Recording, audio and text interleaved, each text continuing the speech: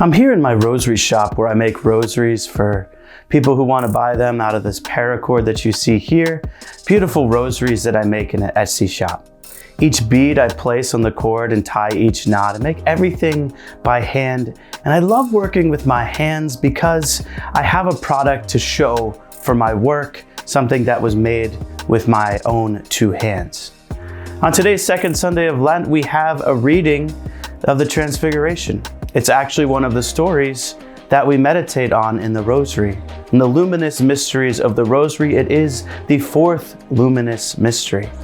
Peter, James, and John are asked by Jesus to go up this mountain to encounter the Lord. And Jesus reveals himself in all his dazzling brightness of the purity of who he is as the Son of God. His face is changed in appearance and his clothes become dazzling white, as the scriptures say today. They encounter Jesus' power, but they don't actually know what to do. Peter, in his zeal, says, "It is good that we are here. Let's build some tents for Moses and Elijah who are appearing in the vision that Jesus is giving them."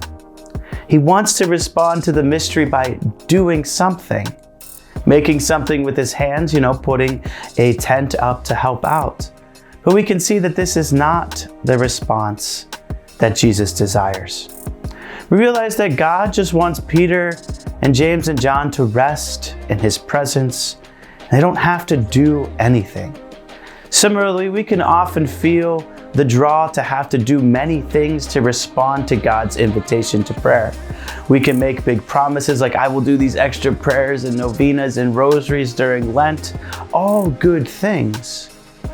But we also want to make sure that in our prayer that we rest in God's presence as well. Because prayer is not just about doing, but there's a prayer that's also about being, about resting in God's presence and being with the God who loves us infinitely. So this Lent, let's be encouraged that God desires us to rest in his presence as well.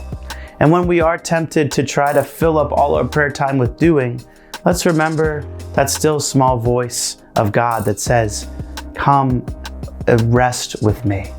Come just spend time in my presence, not having to do anything except be there and rest in me." So this Lent, let's continue forward. Let's make time to rest and to contemplate in God's beautiful presence.